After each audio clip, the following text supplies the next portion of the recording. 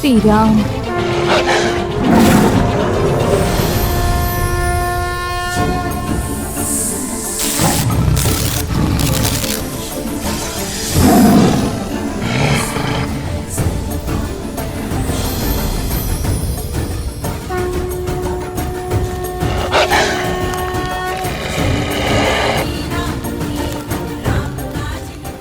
একবার দান করার জন্য মর্যাদার রেখা অতিক্রম করেছিলাম। নিয়তি এমনই খেলা খেলেছিল, কিন্তু আমার স্বামী, আমার শ্রীরাম আমাকে বলেছিলেন যে শুভ কাজের জন্যেও ধর্মের মর্যাদা অতিক্রম করতে নেই। প্রভু, আমার প্রশ্নের উত্তর আমার চাই। প্রভু,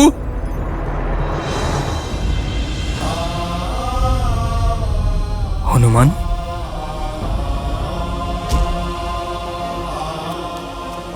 প্রভু,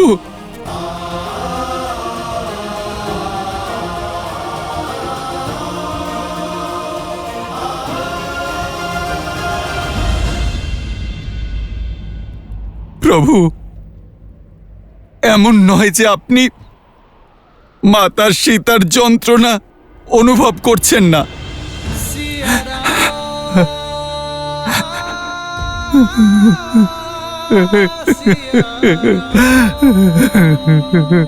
প্রভু, এই ভক্ত ভগবানের সিদ্ধান্ত নিয়ে প্রশ্ন করছে না। আপনি শুধুমাত্র আমায় এইটুকু বলে দিন যে আপনি কোথা থেকে পেলেন এত শক্তি, এত সামর্থ্য, যে মাতাকে ত্যাগ করেও আপনি কিভাবে আপনি প্রাণ ধারণ করে আছেন প্রভু। আর এই অযোধ্যাতে নিজের মাতা না থাকা সত্ত্বেও এই পুত্র এখনো কিভাবে জীবিত আছে প্রভু।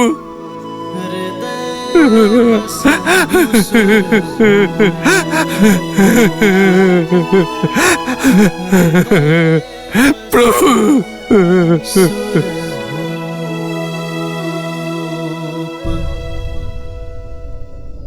আমাদের দুজনের মধ্যেই শক্তি সমাহিত, কারণ আমরা আমাদের কর্তব্য জানি হনুমান, এবং পালন করতেও জানি।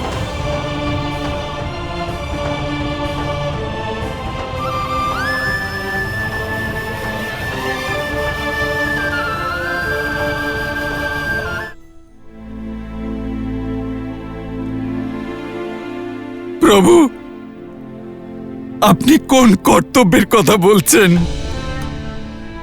নিজের সবচেয়ে পবিত্র সম্পদকে হারিয়ে কি সম্পদ আপনি দেবেন প্রজাদের হাতে প্রভু? পবিত্রতার প্রতিমূর্তিকে এই অযোধ্যার বাইরে পাঠিয়ে কি করে পবিত্র হবে অযোধ্যা? কালকে যারা মৃদু স্বরে আমার মাতার নামে কুকথা বলছিল, সেই লোকেরাই উচ্চ স্বরে চিৎকার করে মাতাকে অপশব্দ বলছে। আর এখন সন্দেহ হচ্ছে মানুষ কোনো অপরাধের জন্য নিজের অর্ধাঙ্গিনীকে ত্যাগ করে কোনো পরম্পরা না সৃষ্টি করে প্রভু।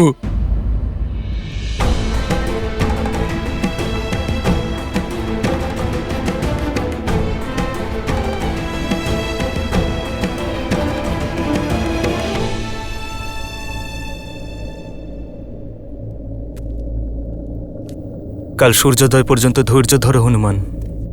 কাল ভোরে সূর্যোদয়ের প্রথম কিরণের সঙ্গেই আমি সকলকে সম্বোধন করব, তাদের সকল সন্দেহের অবসান করব। ওনারা তাদের সকল প্রশ্নের উত্তর পাবেন।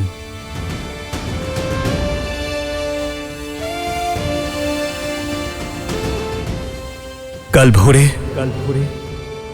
রাম রাজ্যের যাত্রার আরম্ভ হবে।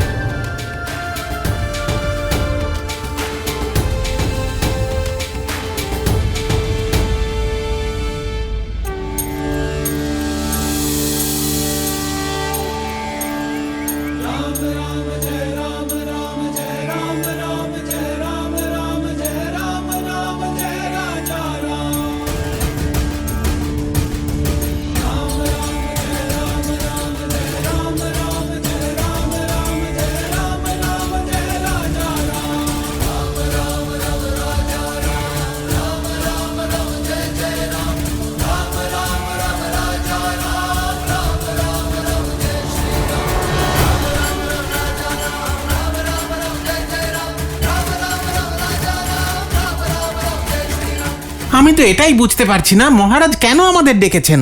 আমার তো মনে হচ্ছে যা কানাঘুষো শুনছিলাম সেটাই সত্যি।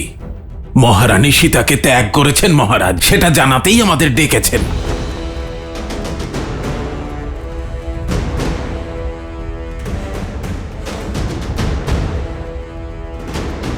সত্যি কি আমাদের মহারাজ মহারানীকে ত্যাগ করেছেন? না না, আমাদের মহারাজ মহারানীকে ত্যাগ করতেই পারেন না। মনে হয় ওই বস্ত্রকে আজ দণ্ড দেওয়া হবে, যিনি মহারানীকে সন্দেহ করেছেন। দেখো দিদি, কথা যখন উঠেছে তার সত্যতা তো অবশ্যই থাকবে, তাই না? আমার মনে হয় সকল নগরবাসীদের দণ্ডিত করা হবে। মহারানীর সম্পর্কে নানা কুৎসা রটানো হয়েছে।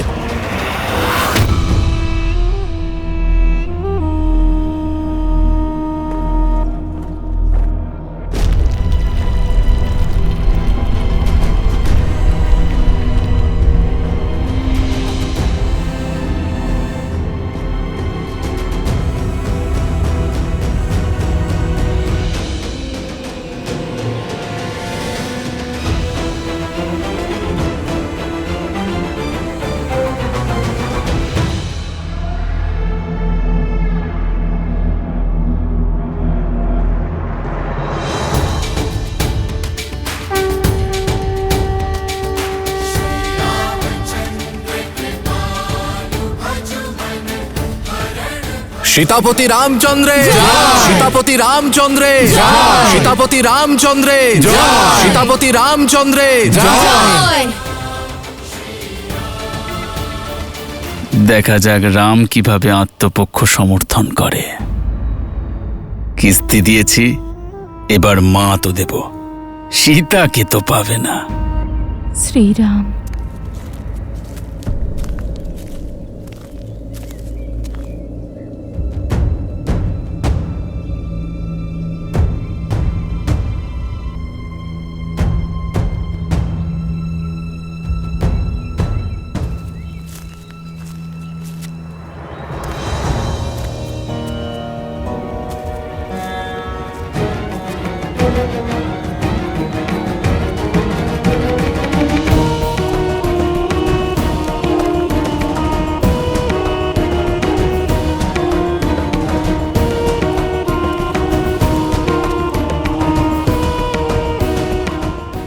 শ্রীরাম, এই ভূমিতে সর্বাধিক পূজিত হন নারী, কারণ নারীর ত্যাগের কোনো সীমা নেই। নিজের পিতার ছত্রছায়া, নিজের মায়ের মমতা ত্যাগ করে নিজের স্বামীর বংশবৃদ্ধির জন্য সে তার গৃহে আসে। ভবিষ্যৎকে জন্ম দেবার জন্য তার শত নিজের শক্তিও বলিদান করেন। ফল প্রদানকারী বৃক্ষও সেবার আশা করে, সঠিক সময় খাদ, জলসেচ, যত্ন আশা করে। একজন নারী তার স্বামীর কাছে, শ্বশুরালয় থেকে সমাজের কাছে শুধু মিত্রতা এবং সম্মানের আশা করে, কিন্তু সে ততটুকুও পায় না। স্ত্রী তার সমর্পণ, নিজের অস্তিত্ব, নিজের সর্বস্ব স্বামীর চরণে অর্পণ করে দেয়। পদে পদে স্বামীর সঙ্গ দেয়। স্বামী রাজা থেকে দরিদ্র হলেও তখনও তার সঙ্গ ছাড়ে না। বনবাসের সব কষ্ট সে তার স্বামীর সঙ্গে সহ্য করে। সেখানে রাক্ষস এবং রাক্ষসীদের কারাগারে জীবনের সকল অসহ্য যন্ত্রণা সহ্য করার পরেও সে তার স্বামীর ভালোবাসার আশা ছাড়ে না।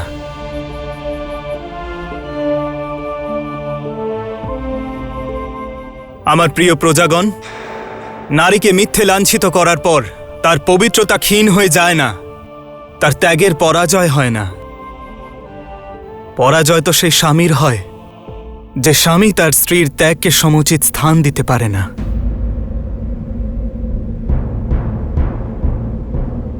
আমি আমি একজন ইক্ষ্বাকু বংশধর, অযোধ্যা নরেশ, দশরথ পুত্র রাম, রঘুকুলের মুকুট মস্তকে ধারণ করে আজ আপনাদের সম্মুখে দাঁড়িয়ে আছি। এ কথা স্বীকার করার জন্য যে আমি পরাজিত হয়েছি।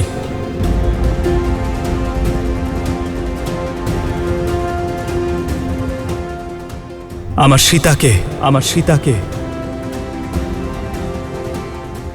বিবাহে দেওয়া প্রতিশ্রুতি আজ আমি ভঙ্গ করেছি।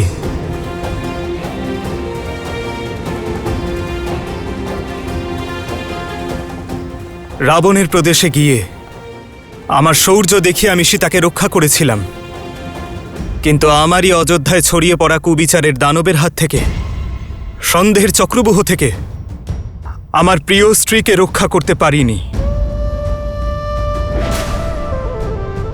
আজ রাজা রামের বিজয়ী হবার জন্য, রাজ সিংহাসনের কর্তব্য পালনের জন্য আজ আমি আমার সীতাকে অযোধ্যা থেকে নিষ্কাশিত করেছি।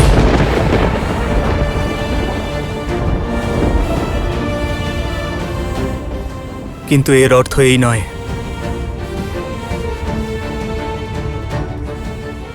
যে আমার সীতার পবিত্রতার ওপর আমার একটুও সন্দেহ আছে।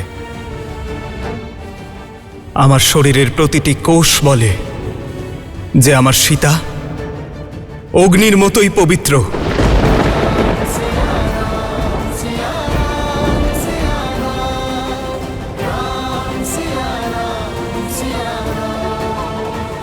অদ্ভুত তাই না? যার পবিত্রতার সাক্ষী স্বয়ং অগ্নিদেব ছিলেন, তার এই নিষ্ঠুর স্বামী তার সঙ্গ দিতে পারল না। যে সঙ্গে বনবাসিনী হয়েছিল, আমি তাকেই একা গর্ভাবস্থায় বনবাসে পাঠিয়ে দিলাম। আমার স্বর্গীয় পিতা মহারাজ দশরথ বলতেন যে সিংহাসন যোগ্য বেদীর মতো হয়, আর আজ সিংহাসনের এই বেদিতে আমি সীতার সুখের আহুতি দিয়েছি।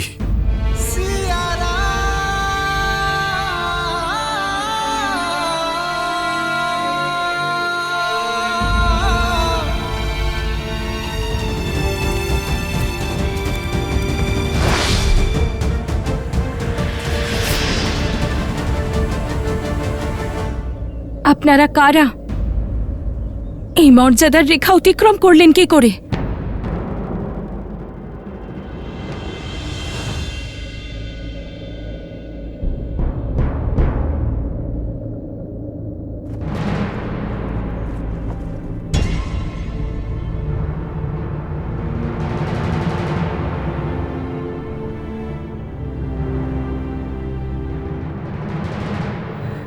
কিন্তু এখন আর কিছু সম্ভব নয়।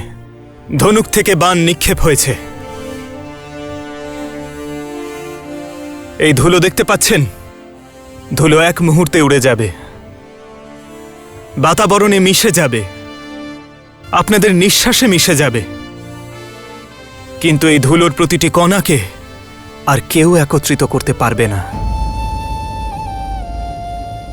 ঠিক তেমনই মিথ্যে সন্দেহের বশে বলা কথা মুছে ফেলা যায় না। আমার রাজ্যে ছড়িয়ে পড়া কুবিচার এবং আসরিক চিন্তাধারাকে মুছে ফেলার কথা দিয়েছি আমার সীতাকে। সেই জন্য আমার সীতার সঙ্গে আমি বনবাস ধারণ করিনি। আজ অযোধ্যার মানুষরা জিতে গেল, কিন্তু মনুষ্যত্ব হেরে গেল।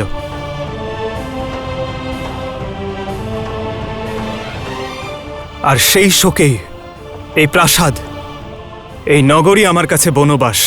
আমাদের ভুল হয়ে গেছে মহারাজ, ক্ষমা করে দিন। আমরা খুব বড় ভুল করে ফেলেছি মহারাজ, আমাদের ক্ষমা করে দিন, আমাদের সবাইকে ক্ষমা করে দিন। মহারানী সীতাকে ফিরিয়ে আনুন মহারাজ, ওনাকে ত্যাগ করবেন না। ফিরিয়ে আনুন মহারাজ, ফিরিয়ে আনুন, ফিরিয়ে আনুন মহারাজ, ফিরিয়ে আনুন মহারাজ, ফিরিয়ে আনুন মহারানীকে মহারাজ, ফিরিয়ে আনুন ওনাকে, ফিরিয়ে আনুন মহারানীকে মহারাজ, ফিরিয়ে আনুন ওনাকে।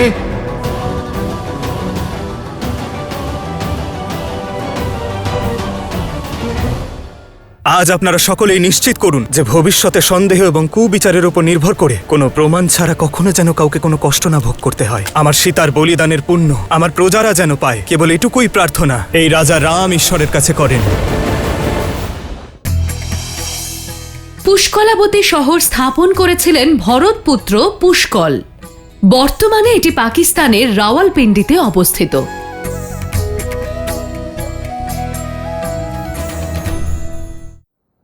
কোনো রাজ্যে অধর্ম প্রবেশ করলে তাতে দোষ রাজারই হয়। আমি আমার প্রাণ শক্তিকে ছাড়া থাকি, এই আমার প্রায়শ্চিত্ত।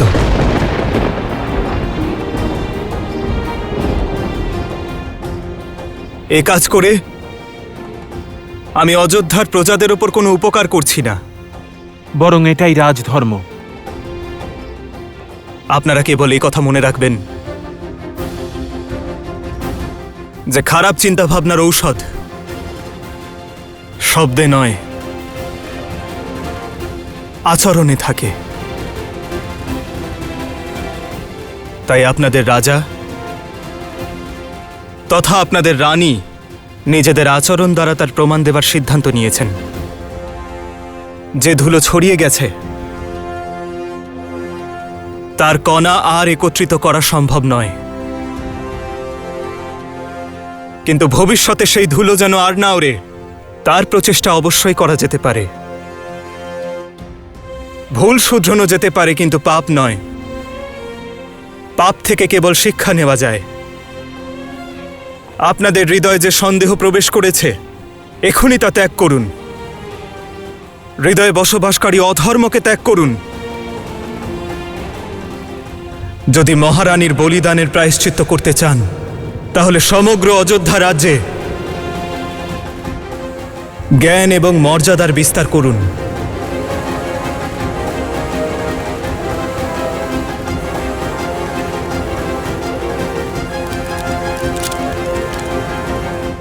আজ আপনারা সকলেই নিশ্চিত করুন যে ভবিষ্যতে সন্দেহ এবং কুবিচারের উপর নির্ভর করে কোনো প্রমাণ ছাড়া কখনো যেন কাউকে কোনো কষ্ট না ভোগ করতে হয়। আমার সীতার বলিদানের পুণ্য আমার প্রজারা যেন পায়, কেবল এটুকুই প্রার্থনা এই রাজা রাম ঈশ্বরের কাছে করেন।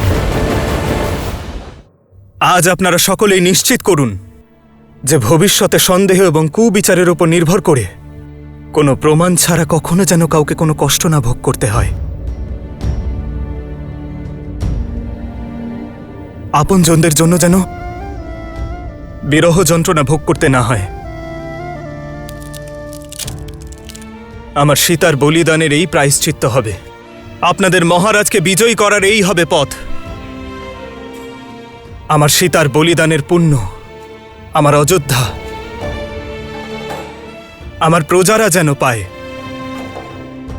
কেবল এটুকুই প্রার্থনা এই রাজা রাম ঈশ্বরের কাছে করেন।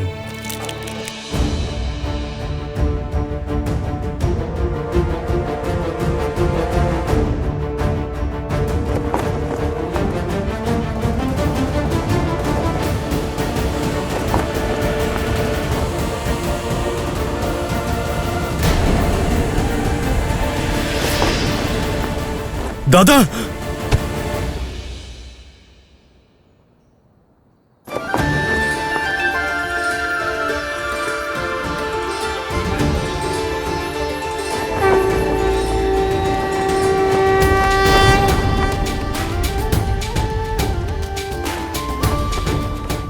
আপনারা সকলে সিদ্ধান্ত নিন যে অযোধ্যার এই ধ্বজা ধর্মের প্রতীক হবে। সীতাপতি রামচন্দ্রের জয়, সীতাপতি রামচন্দ্রের জয়, সীতাপতি রামচন্দ্রের জয়, সীতাপতি রামচন্দ্রের জয়, সীতাপতি রামচন্দ্রের জয়, সীতাপতি রামচন্দ্রের জয়, সীতাপতি রামচন্দ্রের জয়, সীতাপতি রামচন্দ্রের জয়।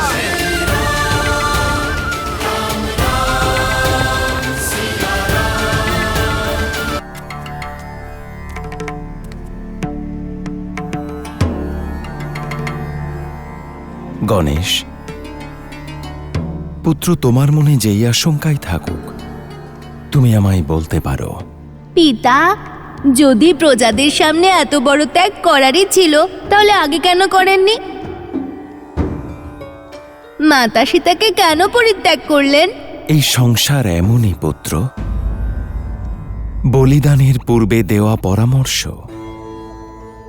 হয় ভীতি, নয়তো কিছু শিক্ষাদান করে যায়।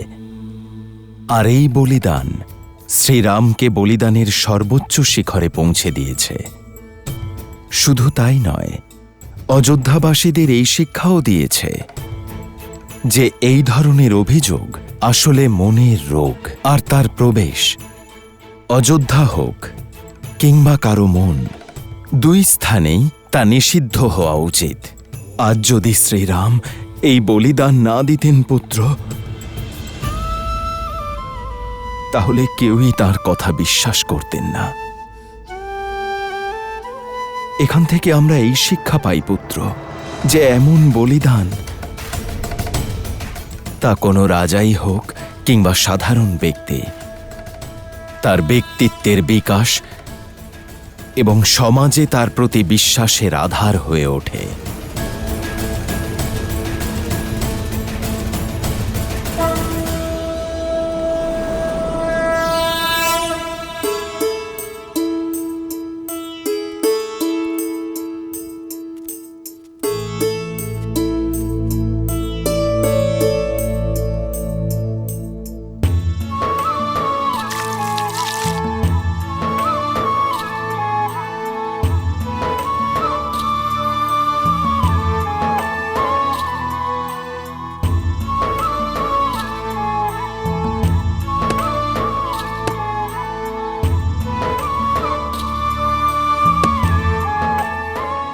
দেবী, ভগবান বাল্মীকি এনাকে নিযুক্ত করেছেন আশ্রমের মহিলাদের এবং শিশুদের দেখভালের জন্য, ভোজন ইত্যাদি ব্যবস্থার জন্য, আর ভালোবেসে এনাকে গুরুমা বলে ডাকি।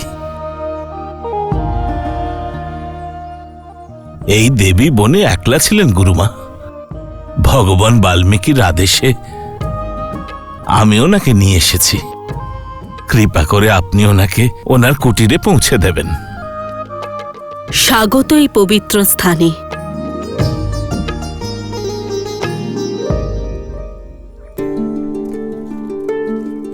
এই হলো তোমার কুটির, তুমি এখানেই থাকবে। ওইখানে কলসি রাখা আছে। ভোজনের ব্যবস্থা বাইরে হয়েছে। তোমার কুটিরে একটি উনুন রাখা আছে, চাইলে নিজেই ভোজন প্রস্তুত করতে পারো। রাম সিয়া রাম সিয়া রাম সিয়া রাম, রাম সিয়া রাম সিয়া রাম। তোমার গর্ভে যে সন্তান আছে সে অতি ভাগ্যবান, যার জন্ম এই ঋষি বাল্মীকির আশ্রমে হতে চলেছে। ওনার সঙ্গে কখন দেখা করতে পারি? ওনার গুণগান তো সংসারের সর্বত্রই শোনা যায়,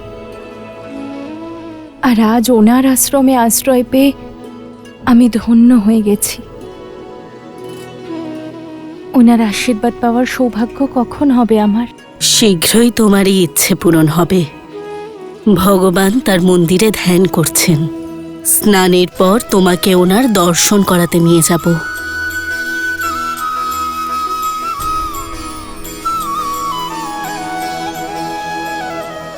আমি সুরক্ষিত আছি আর্য। আশা করি এবার আপনিও প্রসন্ন থাকবেন। সরোজের ওপারে নিষাদদের অনেক গোষ্ঠী আছে, অনেক বসতিও আছে। তাদের বিকাশ এবং শিক্ষা ব্যবস্থা খুব তাড়াতাড়ি দেখতে চাইব আমি।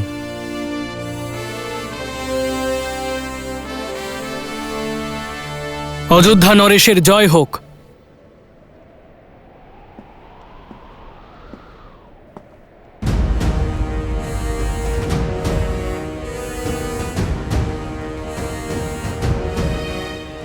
লক্ষণ,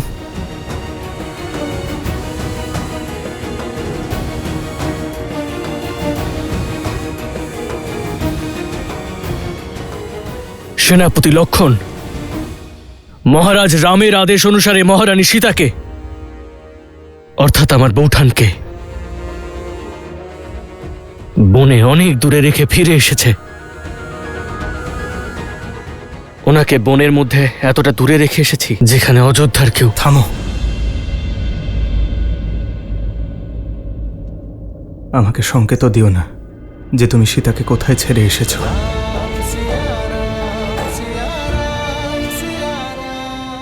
হ্যাঁ মহারাজ, অবশ্যই বুঝতেই পারছি।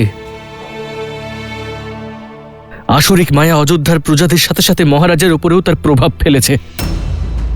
না হলে লোকমুখে শোনা কথার প্রভাবে নিজের স্ত্রীকে আপনি এতটা ঘৃণা করতে পারতেন না। লক্ষণ, দাদার কাছে ক্ষমা চেয়ে নাও। দাদার নেওয়া সিদ্ধান্ত দেখতে পাচ্ছ, কিন্তু তার পিছনের কারণটা নয়। আমার জানার কোনো প্রয়োজন নেই ভরত দাদা।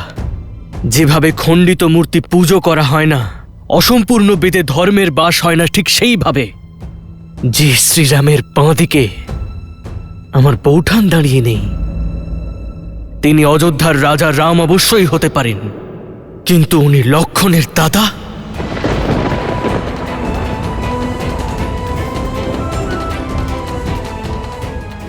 লক্ষণের দাদা কোনোভাবেই হতে পারেন না।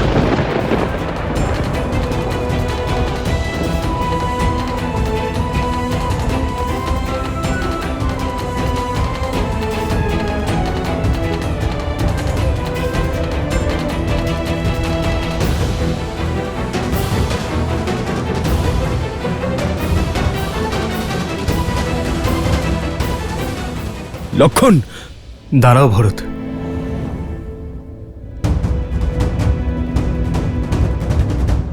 তোমার জ্যেষ্ঠর দশা যেমন বুঝতে পারছো, তেমন তোমার অনুজের মনের অবস্থাও বোঝো। আমি লক্ষণের ওপর ক্রুদ্ধ নই। লক্ষণ তো আমার পাপ খণ্ডন করতে সাহায্য করছে। সীতাকে ত্যাগ করার পাপ, বিবাহের সময় সীতাকে দেওয়া প্রতিশ্রুতি ভঙ্গের পাপ।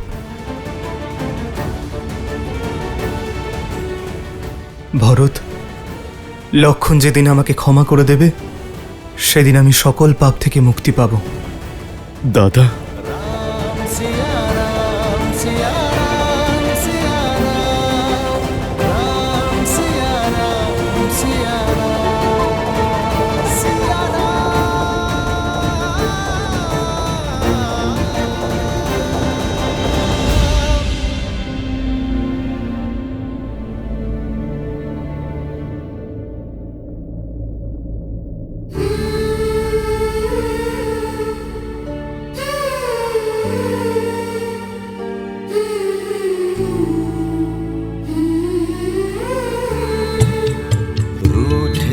से लगते सांसों के धागे, भीगे ये नैना सोए न जागे, तन से प्राण विलग हों जैसे सिया से राम अलग हो कैसे।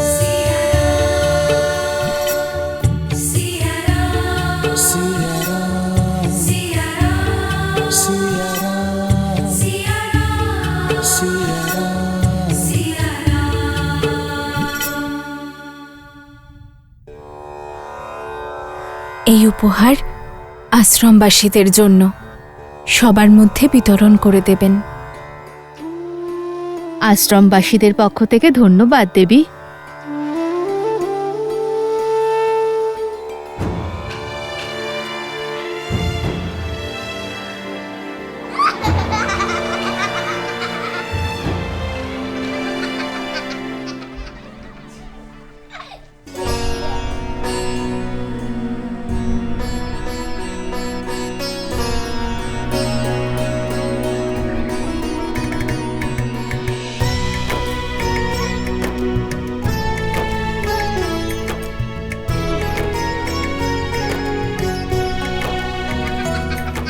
কি সুন্দর বস্ত্র দেখো, খুব সুন্দর।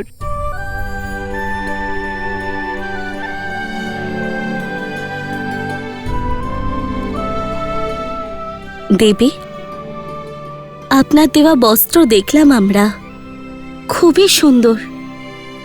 আপনার বেশভূষা একজন তপস্বিনীর মতো, কিন্তু উপহার চয়ন করেছেন একজন মহারানীর মতো।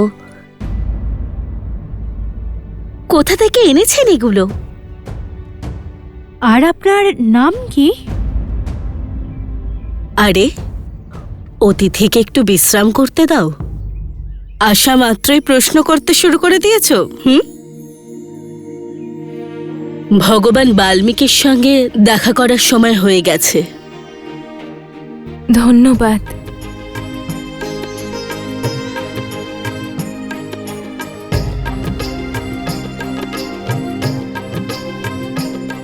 কত সুন্দর, সত্যি কোনো রাজপরিবারেরই মনে হয়। হ্যাঁ।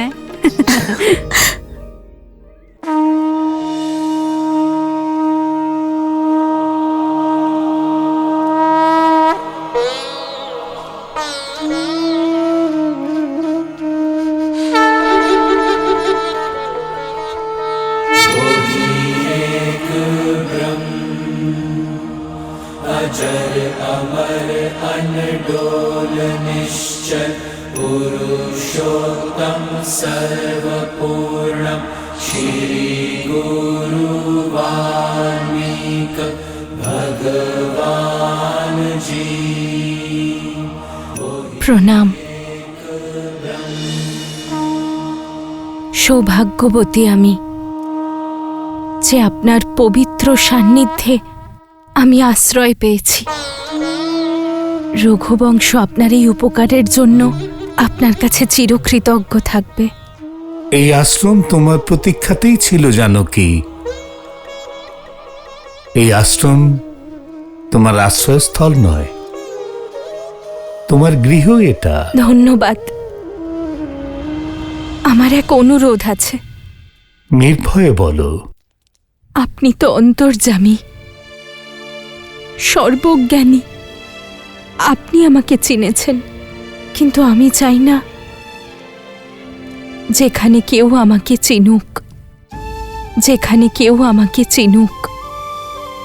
আমার বনে আসার কারণও বলতে চাই না। এই সংসার এমনই স্থান যেখানে সুখ আর আনন্দে ডুবে থাকা পাখিদেরকে বিভক্ত করে দিয়ে অত্যন্ত সুখী হয়। সেই জন্য এই জগতে প্রেম আর শান্তিকে পাওয়া অত্যন্ত কঠিন হয়। তোমার কথা, তোমার ব্যথা আর এই বনবাসে পাঠাবার কারণ আমি সব জানি। নিশ্চিন্তে থাকো। এখানে এই বনে না তোমার কাছে কেউ তোমার নাম বা পরিচয় জানতে চাইবে, আর না কেউ সন্দেহ করবে। এখানে সবাই তোমাকে বনদেবী নামেই জানবে।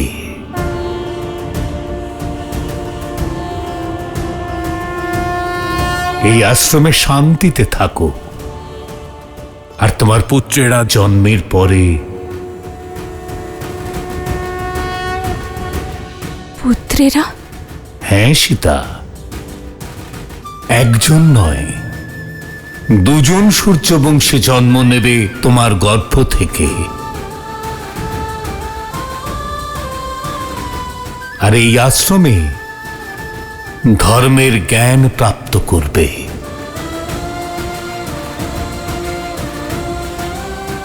আপনার কথা আমার মনকে আনন্দে ভরিয়ে দিয়েছে।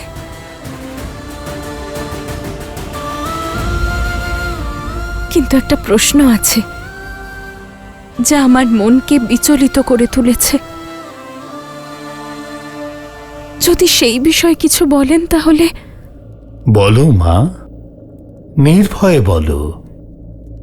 আমার পরিবার কি কখনো মিলিত হতে পারবে? আমি কি কখনো আমার পুত্রদের, আমার স্বামীর সঙ্গে কখনো কি সাক্ষাৎ হবে?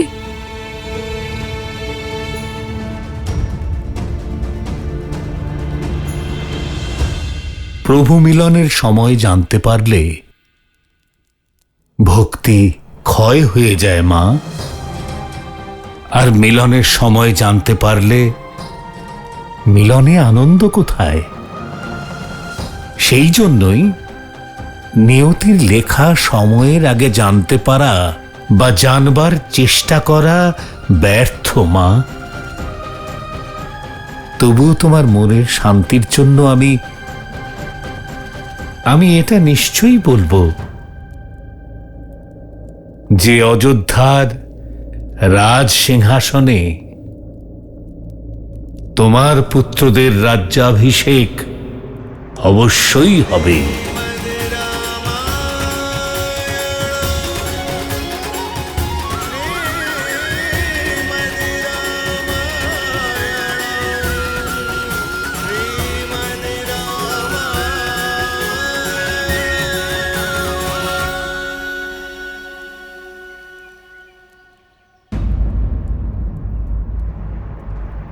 ঋষিবর,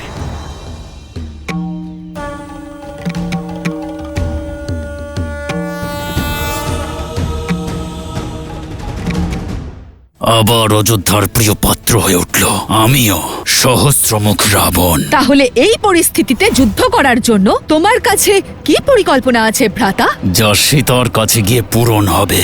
আমি আসছি দেবী সীতা। মহারাজ শত্রুঘ্ন তার পুত্র শত্রুঘাতীকে বিদিশা এবং জ্যেষ্ঠ পুত্র সুবাহুকে মথুরার রাজা ঘোষণা করলেন।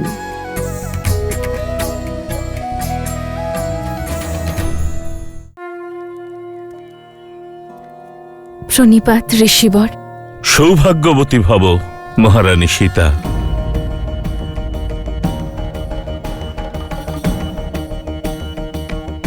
দেবী, চিন্তিত হবেন না। এখানে আমি ছাড়া এ বিষয়ে আর কেউ জানে না। কিন্তু ঋষি বাল্মীকি জানেন। উনি আমাকে বনদেবী নাম প্রদান করেছেন ঋষিবর। যেমনটি ত্রিকালদর্শী ভগবানের ইচ্ছা। হে বনদেবী, আপনাকে আমাদের এই আশ্রমে স্বাগত। ধন্যবাদ ঋষিবর। পুনর্মিলন পর্যন্ত আমি শ্রদ্ধার সঙ্গে নিজের কর্তব্য পালন করব। सोहती सिए राम के जोरी, छवि सिंगारू मन हूँ एक ठोरी।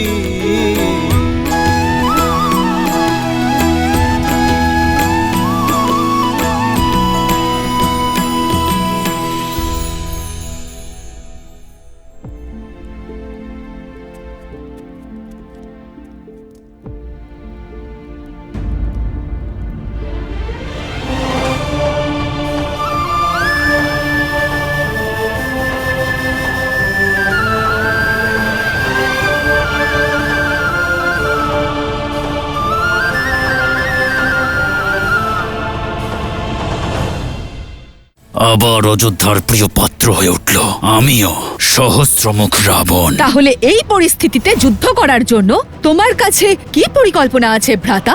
যা সীতার কাছে গিয়ে পূরণ হবে। আমি আসছি দেবী সীতা।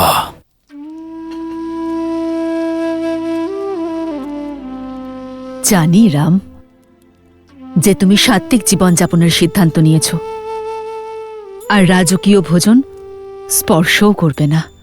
তাই আমি বনবাসের ভোজনই নিয়ে এসেছি। আজ না বলো না, যবে থেকে সীতা গিয়েছে তুমি অন্যের এক দানাও মুখে তোলনি।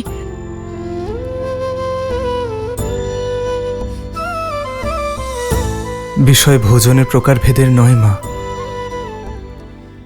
ক্ষুধার।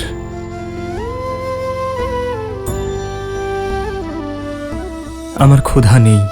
ভোজন করো। কি করে ভোজন করি মাতা? আমি জানিও না আমার স্বামী ভোজন করেছেন কিনা। তুমি শুধু স্ত্রী নও, একজন মাতাও। তোমার জীবন, তোমার স্বাস্থ্য, হবু সন্তানের জীবন ও স্বাস্থ্যের সাথে জড়িত। আর তোমার প্রথম কর্তব্য হলো তোমার গর্ভের সন্তানকে পুষ্টি প্রদান করা।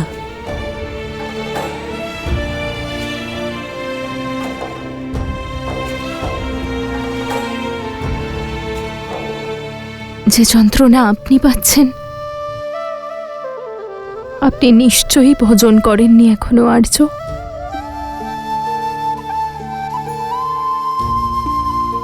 থালা এখানেই রেখে যাচ্ছি পুত্র।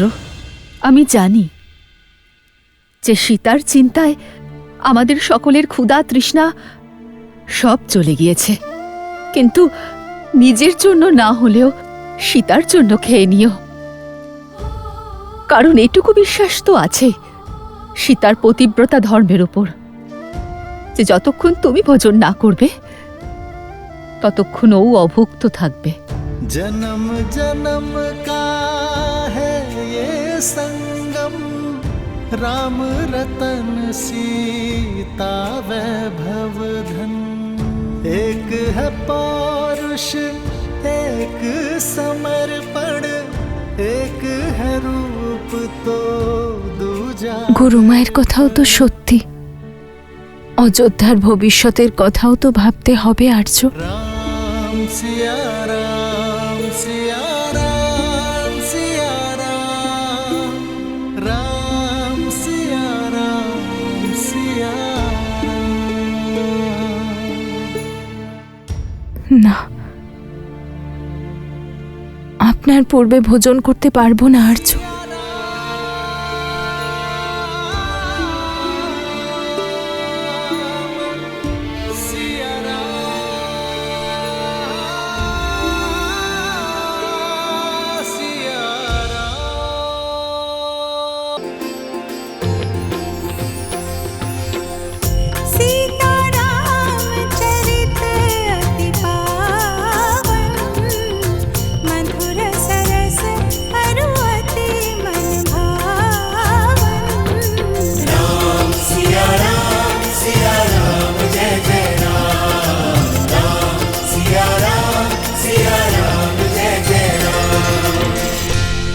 যখন বুঝতে পারবো যে আপনি ভোজন করেছেন, তখনই আমার তৃপ্তি হবে, তখনই আমার ভোজন করার ইচ্ছে হবে আর্য। আমার চিন্তায় আপনার অভুক্ত থাকার ভাবনাই আমাকে ভীত করে তুলছে আর্য।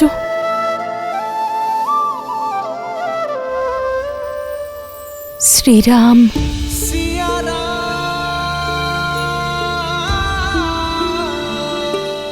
সীতা,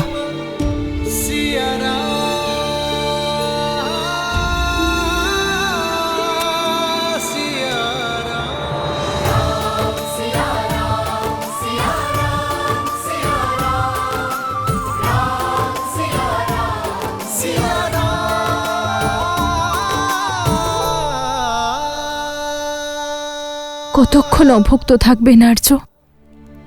যতক্ষণ না জানতে পারছি যে আমার সীতা ভোজন করেছে কিনা।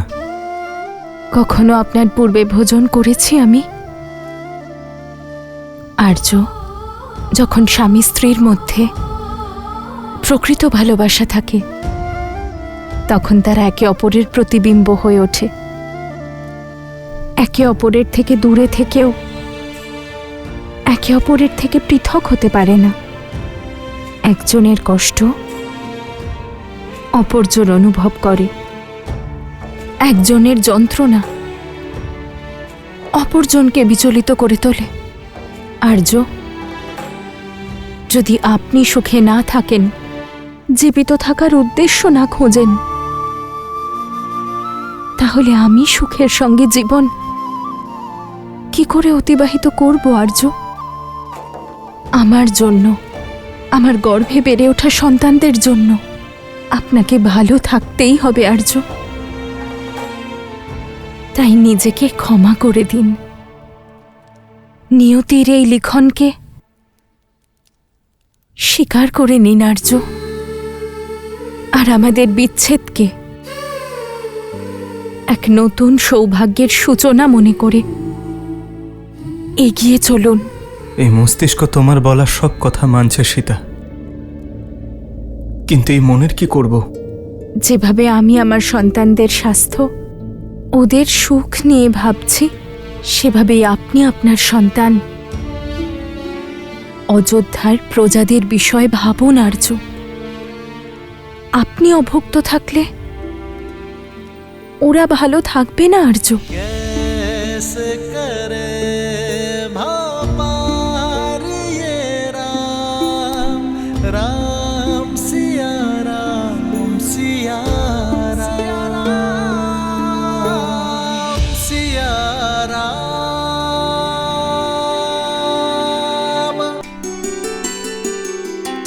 प्रेम समर्पण करुणा ज्ञान से है भरा दो प्यारा नाम। जय सिया राम जय जय सिया राम, जय सिया राम जय जय सिया राम। আমি জানি সীতা, যতক্ষণ না আমি কিছু খাচ্ছি ততক্ষণ তুমিও খাবে না। সেই জন্য আমি আমার ব্রত ভঙ্গ করছি। তুমিও খেয়ে নাও সীতা।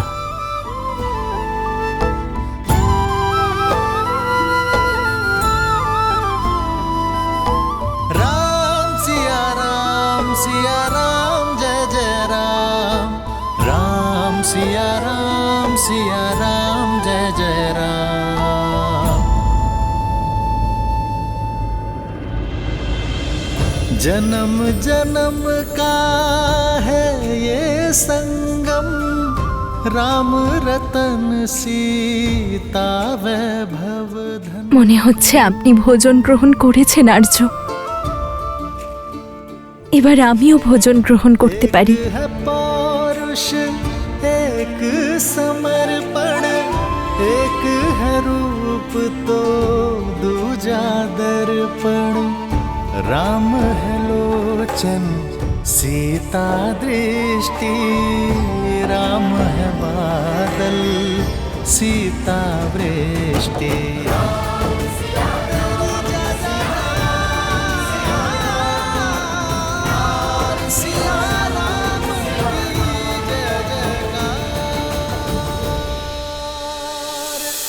মারো বাঁচাও, মারো ওকে! বাঁচাও, মারো, মারো ওকে, মারো মারো,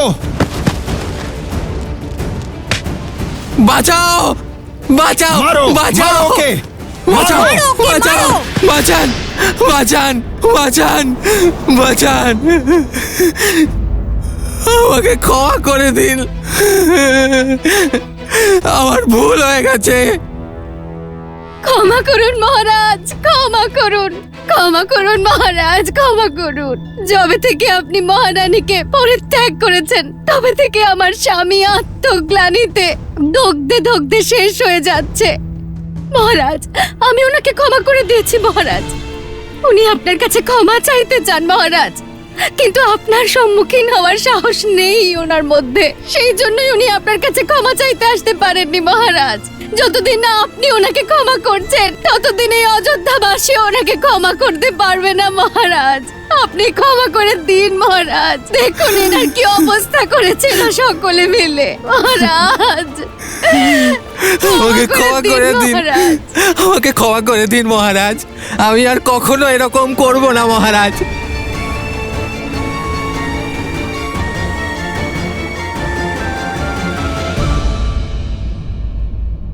উঠুন দেবী, উঠুন।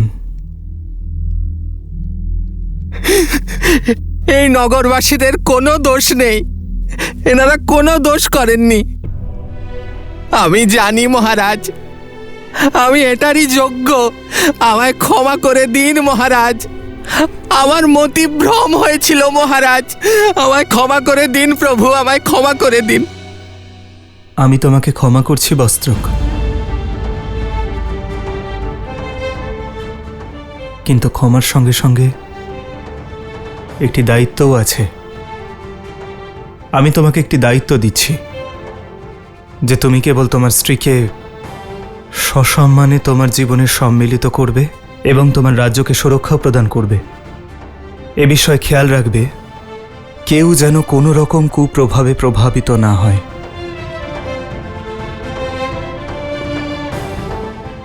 বস্ত্রক, এবার আমার সঙ্গে সঙ্গে তুমিও রাজ্যের সেবার দায়িত্ব নেবে। আজ্ঞে আজ্ঞে মহারাজ।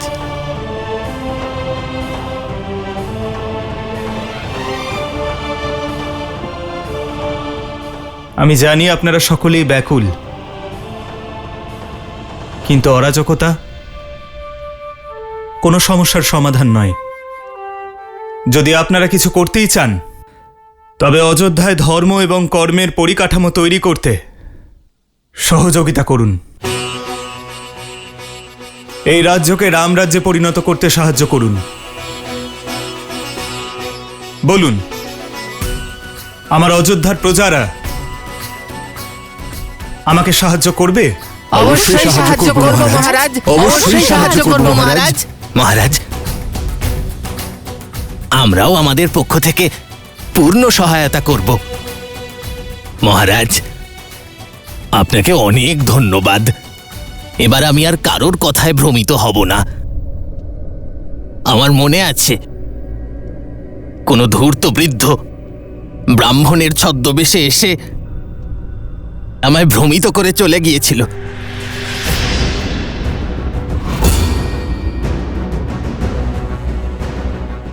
বস্ত্রক, কোন বৃদ্ধ ব্রাহ্মণের ব্যাপারে বলছো তুমি? কে সে, কোথায় থাকে, বলো আমায়। আমি ওকে টানতে টানতে এই রাজসভায় আনবো। যে আমার বৌঠানকে এইভাবে কালিমা লিপ্ত করেছে, ওকে পাতাল থেকে হলেও টেনে আনবে এই লক্ষণ। লক্ষণ যে সন্দেহ ছড়িয়েছে তাকে ধরা উচিত হবে কি? অবশ্যই উচিত মহারাজ। এ সেই ব্যক্তি যার কারণে আপনি আমার বৌঠানকে বনবাসে পাঠিয়ে দিয়েছেন। আমাদের সমস্ত পরিবার ভেঙে চুরমার হয়ে গেছে, আর আপনি বলছেন যে এই সত্য জানার পরেও আপনি কিভাবে শান্ত থাকতে পারেন? সেই ব্যক্তি তো তাই চায় যে আমরা শক্তি দিয়ে আমরা ব্যর্থ পরিশ্রম করি। আমরা আমাদের শক্তি কোনো সন্দেহ ছড়িয়ে দেওয়া ব্যক্তিকে ধরার জন্য নয়, বরং নিজেকে এবং রাজ্যকে এত শক্তিশালী করে তোলা উচিত যে ভবিষ্যতে কোনো অপবাদ যেন আমাদের প্রভাবিত না করতে পারে। কিন্তু আমি ওই পাপীকে ঠিক খুঁজে বের করব, যার কারণে আমার বৌঠানকে বনবাসের কষ্ট সহ্য করতে হচ্ছে।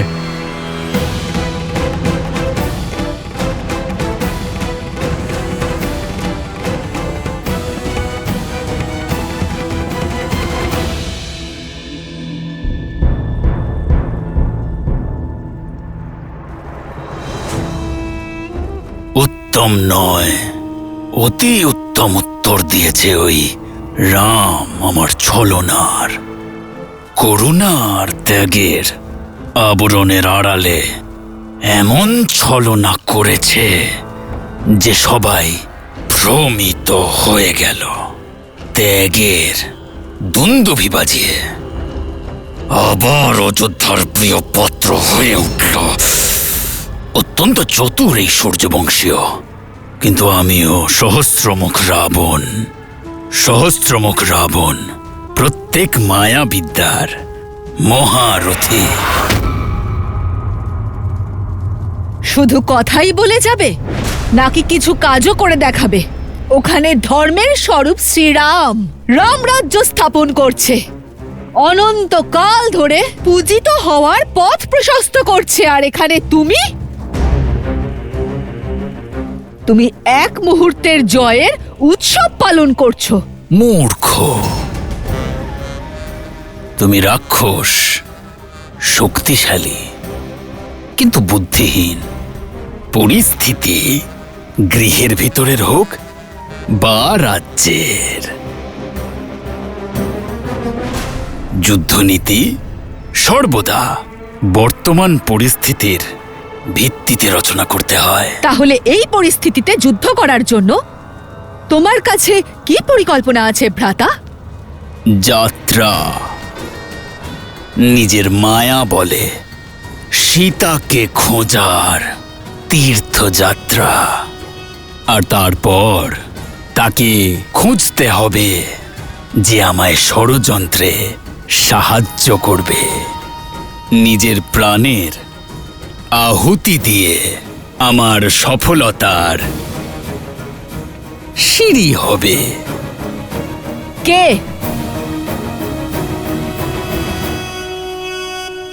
ধৈর্য ধরো ভগিনী, আস্তে আস্তে তুমি সব দেখতে আর শুনতে পাবে। আশা করছি যে এবার বিজয় তুমি লাভ করবে, আর যদি তা না হয় তাহলে এই প্রতিশোধের যুদ্ধ এবার আমাকে করতে হবে।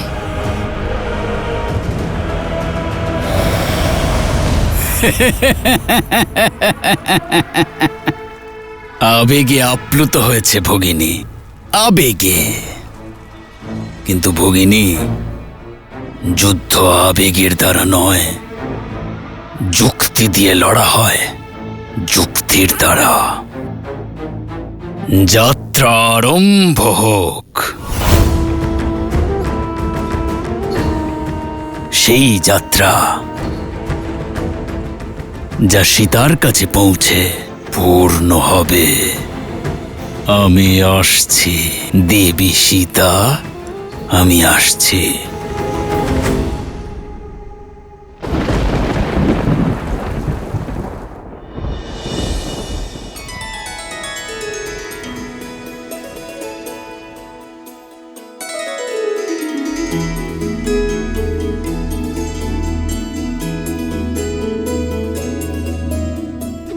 বলতে পারো না, কিন্তু তোমাদের মাতার সব কথা ঠিক শোনো তোমরা দুজন, তাই না?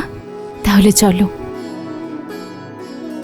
আজ তোমাদের আমার প্রভুর লীলা শোনাই। রাজা রামের সঙ্গে তোমাদের পরিচয় করাই। সেই রাজা রাম, যার বাহুতে যা বল আছে, তার চেয়ে অধিক প্রেম ওনার হৃদয়ে আছে। নিজের প্রজাদের, নিজের পরিবারের থেকেও উপরে স্থান দেন উনি। আর মনে রেখো, চলার পথ যতই কঠিন হোক না কেন, যদি ওনার দেখানো ধর্মের পথে হাঁটো, সমাধান পাবেই।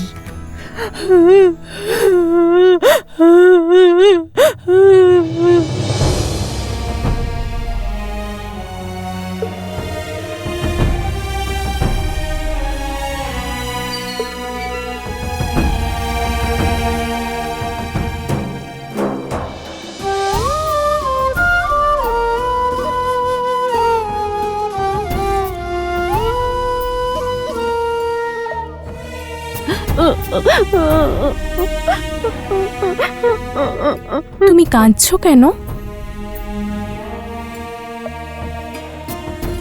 এই সুন্দর মুখে এই অশ্রু কেন? আপনি বনদেবী, তাই না? দেবী অর্থাৎ ঈশ্বর। আপনার কাছে তো অনেক শক্তি আছে।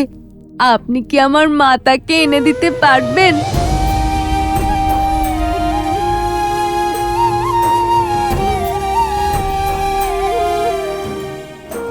কুমুদিনী,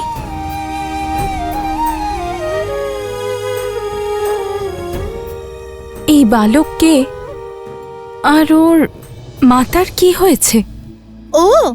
ও শান্ডিল্য 2 বছর আগে একদিন ওর মাতা বনে গিয়েছিল আর কখনো ফেরেনি। তবে থেকেও মাতার জন্য অপেক্ষা করছে। ও জানে না যে ওর মাতাকে লবণাসুর রাক্ষস খেয়ে ফেলেছে। ওর মাতার কখনো ফিরবে না। লবণাসুর?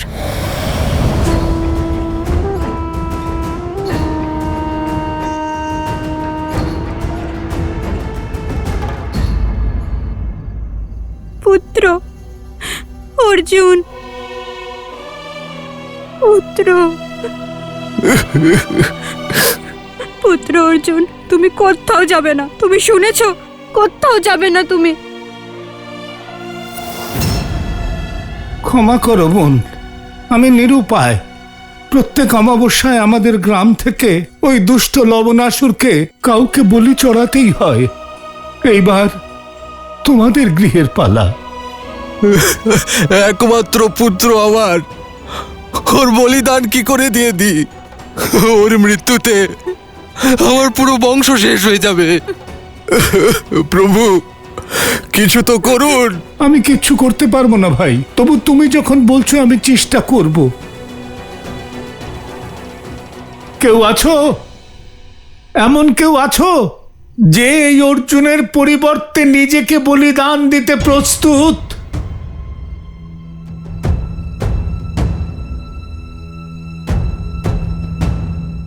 গুরুমা বলেন এখান থেকে কিছু দূরে কোশল রাজের সীমানার পরে একটা নগরী আছে, মধুপুরী। লবণাসুর সেখানকার রাজা। সে মানুষদের ভক্ষণ করে আর কখনো কখনো কোশলের সীমানায় আক্রমণ করে মানুষদের ভক্ষণ করে। মহাভারতকালে কুরুক্ষেত্র যুদ্ধের সময় দক্ষিণ কৌশলের রাজা বৃহৎবালা অর্জুনপুত্র অভিমন্যুর হাতে বধ হন। বৃহৎবালা কুশের ৩৩তম বংশধর হিসেবে পরিচিত। গুরুমা বলেন এখান থেকে কিছু দূরে কোশল রাজের সীমানার পরে একটা নগরী আছে, মধুপুরী। লবণাসুর সেখানকার রাজা। সে মানুষদের ভক্ষণ করে, কখনো কখনো কোশল রাজের সীমানায় আক্রমণ করে মানুষদের ভক্ষণ করে।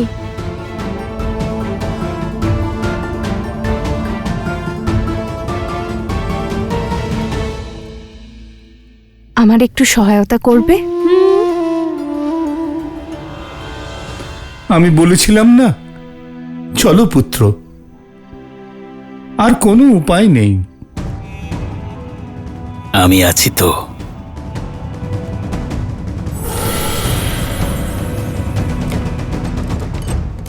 দাঁড়াও।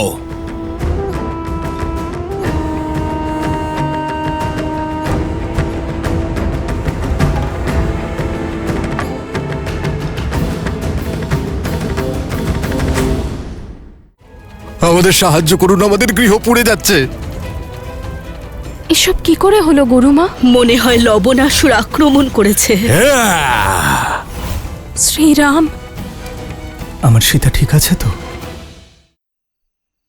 আমি যাচ্ছি।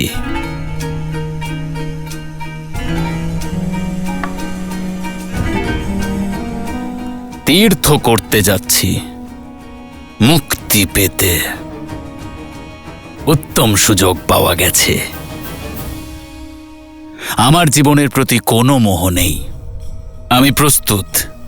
প্রাণের আহুতি তো দিতেই হবে। ধন্য আপনি। আপনার মতো মহাপুরুষ সংসারে কোথায় পাওয়া যায়? আপনাকে অনেক অনেক ধন্যবাদ।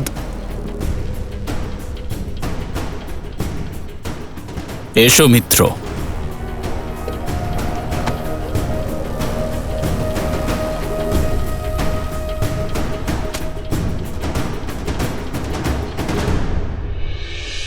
চলো মিত্র, পথ সরল নয়, শেষ পর্যন্ত যেতে হবে সীতারামের।